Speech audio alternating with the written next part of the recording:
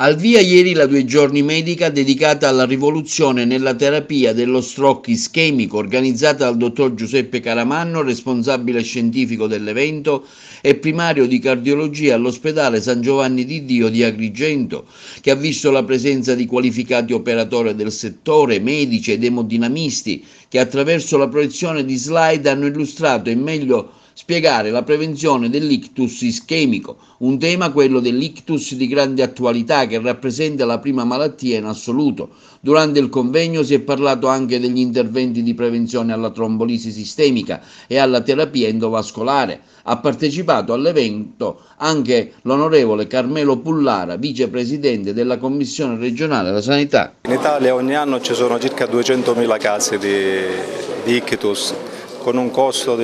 sanitario, ma non solo per il sistema sanitario, ma anche un costo di disabilità per i pazienti, di comorbilità, di sofferenza per le famiglie, un carico economico in fondo molto alto. Quindi qualsiasi cosa possa ridurre l'incidenza dell'ictus e faccia progressi nella terapia dell'ictus avvenuto è benvenuta, e questo congresso ha proprio questo scopo. Che consigli dare magari per evitare questo rischio ischemico di infarto? La prevenzione per prima cosa,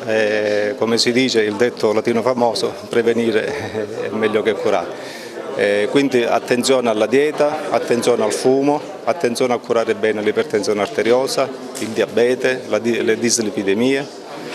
Uno stile di vita che comprende anche un'attività fisica regolare, anche se moderata, secondo le capacità di ognuno. Questi sono i capisaldi della prevenzione cardiovascolare. Poi ovviamente quando è il caso ci sono anche dei farmaci, ma vanno impiegate sicuramente come aggiunta in un secondo tempo. Sicuramente ne verrà fuori un dibattito interessante e approfondito tra cardiologi e neurologi, con la speranza di una collaborazione che poi porti come risultato a un benefit in termini di salute per il paziente, perché abbiamo visto che in determinati casi di ictus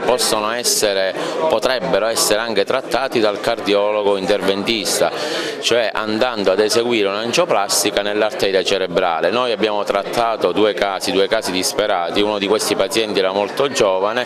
in accordo con i parenti abbiamo eseguito prima una TAC e poi un'angiografia e abbiamo disostruito con un palloncino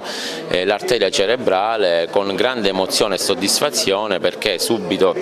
dopo pochi minuti il paziente ha ripreso clinicamente quindi a parlare e anche a camminare. Quindi noi stiamo cercando di iniziare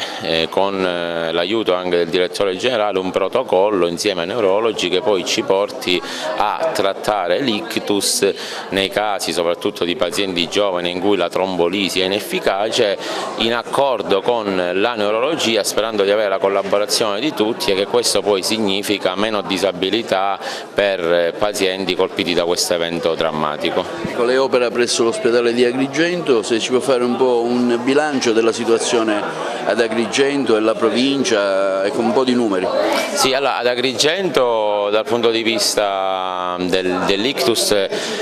non abbiamo un centro hub, quindi significa che la rete regionale adesso prevede che il paziente andrebbe trasferito per fare questa trombectomia a Caltanissetta, dove in realtà ancora non vi è una struttura di radiologia interventistica. Per questo noi, avendo degli accessi che sono il doppio come pronto soccorso e come numero di ictus, perché la provincia è grande rispetto a quella di Caltanissetta, speriamo nella buona volontà di tutte le istituzioni per intraprendere appunto questo percorso. Che consigli dare magari a chi ci ascolta?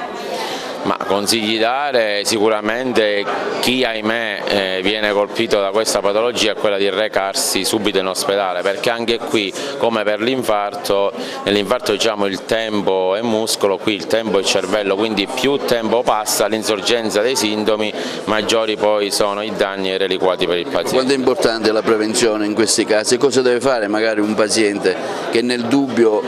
può può avere qualche problema, ecco, come comportarsi? Beh, la prevenzione, come tutte le malattie cardiovascolari, anche l'ictus essendo arteria, naturalmente lo stile di vita e il correggere quei fattori rientra poi appunto in uno standard, cioè evitare naturalmente il fumo, evitare una dieta ricca di grassi, soprattutto i pazienti ipertesi controllare il monitoraggio pressorio, perché l'ictus può essere anche emorragico, quindi molti pazienti magari dicono ma io questa pillola la devo prendere per sempre e la sospendono e quindi possono avere delle emorragie cerebrali dovute a un rialzo pressorio. I pazienti diabetici devono controllare l'emoglobina glicosilata. È ovvio che tenendo sotto controllo tutti i fattori di rischio naturalmente diminuirebbero anche il numero di casi. Devo dire innanzitutto che per la provincia di Agrigento da un punto di vista sanitario è un fatto assolutamente importante che si possa parlare di un tema, consentitemi di dire, innovativo, perché ad oggi è rimasto, come dire, patrimonio di alcune realtà o di alcune specialità, e invece oggi si comincia a ragionare sul fatto che possa diventare patrimonio di altre, allargando, come dire, la platea di coloro i quali possono applicare una determinata metodica con una ricaduta positiva sulla sanità. Bene, è giusto interrogarsi, perché è giusto valutare gli impatti positivi, ovvero gli impatti negativi. Come tutte le cose sperimentali va capito se in effetti questa metodica applicata su larga scala possa essere una metodica applicata in maniera generale senza con questo invadere il campo di altre specialità che evidentemente hanno studiato questa cosa, l'hanno studiata più approfonditamente, e al contempo dare la possibilità a giovani cardiologi che possono intraprendere l'utilizzazione di una nuova metodica, come dire, di confrontarsi e quindi avere come dire, lo slancio emotivo anche di riuscire ad avere una ricaduta positiva sulla salute dei propri pazienti e quindi una risposta positiva di salute che per il territorio di Agrigento, che per diversi anni ha vissuto problematiche importanti, è assolutamente arrivato il momento di avere.